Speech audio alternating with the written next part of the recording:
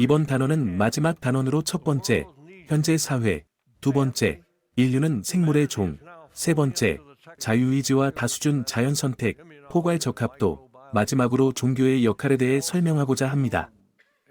현재 사회에서 과학 지식과 기술은 분야에 따라 기하급수적인 성장을 이루고 있습니다.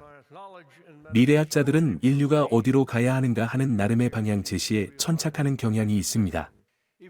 하지만 아직 우리 인간들은 자기 이해가 충분하지 못하다는 것을 고려해야 합니다. 따라서 우리는 어디로 나아가야 할까? 라는 질문보다는 어디로 가지 말아야 할까? 라는 질문을 세우며 청사진과 같은 미래를 지향해야 합니다. 우리는 이 행성에서 살아가기 위해 우리의 몸과 마음, 모든 기능과 수준이 환경에 잘 적응되어 있습니다. 우리의 삶은 두 가지 생물학 법칙에 속박되어 있습니다. 첫째, 삶의 모든 실체와 과정이 물리학과 화학의 법칙에 따른다는 것입니다. 둘째, 삶의 모든 실체와 과정이 자연 선택을 통해 진화한다는 것, 우리가 살아가면 마주하는 사물, 사건, 시간 등이 물리학 법칙을 이루고 있으며 가장 복잡한 형태의 인간 행동조차 궁극적으로 생물학적 것입니다. 자연 선택, 즉 환경 조건에서 유리한 유전인자를 가진 개체가 그렇지 않은 개체보다 생존율, 생식률이 높아진다는 것입니다. 이러한 법칙이 자연에서, 동물에서 하물며 인간에게서도 이루어지고 있습니다. 자유의지는 개인의 성향에 따라 자발적으로 선택하는 능력을 말하며 인간이 자신의 행동을 여러 다양한 선택지 가운데 아무런 방해를 받지 않고 스스로 결정하는 능력을 말합니다. 일부 철학자들은 인간만이 자유의지를 지닌다는 주장을 펼치고 있습니다. 자유의지로 인하여 이 점으로는 인간마다 조금씩 다른 외면과 내면을 갖게 되는 것입니다. 하지만 우리는 자유의지 문제에서 벗어날 수 없습니다. 우리는 독립된 존재로서는 자유롭지만 우리의 결정은 자신의 뇌와 마음을 만들어낸 모든 유기적 과정으로부터 자유롭지 못하기 때문에 자유의지는 결국 생물학적 문제로 인식하게 됩니다. 우리 인간들은 최상위 포식자라고도 말합니다. 그렇다면 우리를 이렇게 높은 지위로 올려놓은 역동적인 힘은 무엇일까요? 답은 이 다수준 자연 선택입니다.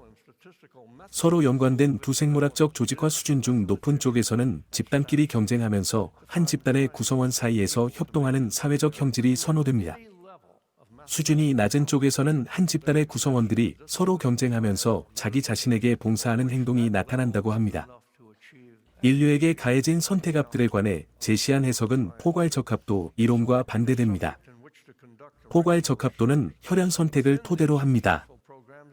혈연 선택은 혈연 관계가 얼마나 가까운가에 따라 개체들이 서로 협동하거나 하지 않는 경향을 보인다고 말합니다. 이러한 선택 양상은 범위를 충분히 넓히면 고도의 사회 조직화를 비롯하여 모든 형태의 사회적 행동을 설명할 수 있다고 여겨져 왔습니다. 포괄 적합도는 직접 적합도와 간접 적합도의 합계로 개체가 자신의 행동을 통해 양육 또는 달리 지원하는 자손 등가의 수를 말합니다. 쉽게 말하여 혈육, 유전자를 널리 알리기 위한 이론으로 해밀턴 공식을 사용합니다. 해밀턴 공식은 유전자 및 사회행동 진화의 한 축으로 이타주의가 설정되어 있다는 전제를 친족 선택의 메커니즘으로 설명하는 이론입니다. 예를 들자면 유전자 연관성에 따라 부모와 형제 간의 근연도는 0.5, 조부모와 손자, 삼촌과 조카는 0.25, 사촌은 0.125 등으로 정의할 수 있습니다. 유기체는 자신의 포괄적 합도를 최대화하려는 것처럼 자연 선택되곤 합니다. 유기체는 자신의 손해에 비해 근연도와 이득을 곱한 값이 크다면 포괄 적합도가 양 값을 갖게 되고 결국 협동이라고 정해 내려집니다. 형제 둘이 강물에 빠진다면 나의 생명을 무릅쓰고 물속에 뛰어들겠지만 형제가 한 명이라면 뛰어들지 않는다. 그 이유는 형제 간의 근연도는 0.5이기 때문입니다. 사촌 8명이 물에 빠진다면 뛰어들겠지만 7이면 뛰어들지 않는다. 사촌 간 근연도가 0.125이기 때문입니다. 다수준 자연선택과 포괄 적합도를 비교했을 때 다수준 자연선택은 본인의 의지로서 윤리적인 선택을 하기에 이타주의적인 성격을 띠고 있고 포괄 적합도는 오로지 숫자로 계산되어 공리주의적인 성격을 띠고 있다는 차이점이 있습니다. 초기 인류는 자신들에게 일어나는 중요한 일들을 한데 엮은 이야기를 필요로 하였습니다. 의식적인 마음은 자신의 존재의 의의를 말해주는 이야기나 설명 없이는 작동할 수 없기 때문입니다. 그 해결책은 창조 신화입니다. 모든 창조 신화는 예외 없이 그것을 창작한 부족이 다른 모든 부족보다 우월하다고 말하였습니다. 그렇기에 모든 종교 신자는 자신을 선택된 사람이라고 보았습니다. 초창기의 세계의 종교와 신은 아직 부족주의의 한 가지 표현 형태였으며, 그것을 통해 구성원들은 초자연적인 세계와 특별한 관계를 맺고 자신의 정체성을 확립하였습니다. 신성한 신화의 의문을 품는 것은 그것을 믿는 이들의 정체성과 가치의 의문을 품는 것이었습니다. 종합적으로 볼 때, 신과 조직 종교의 신화에 공공연히 의문을 제기하는 것이 왜 현명하다는 것일까요? 그것들이 어리석음과 불화를 조장하기 때문입니다.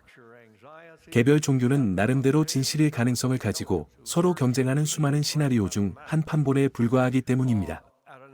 그것들은 무지를 부추기고 현실 세계의 문제를 인정하지 못하게 사람들의 주의를 딴 데로 돌리고 종종 잘못된 방향으로 인도하여 끔찍한 행동을 일으키고는 하기 때문입니다. 하지만 조직 종교의 깊은 뿌리를 당장이라도 뽑아버리고 도덕을 추구하는 합리적인 열정으로 대체할 수 있다고 본다면 어리석은 생각입니다.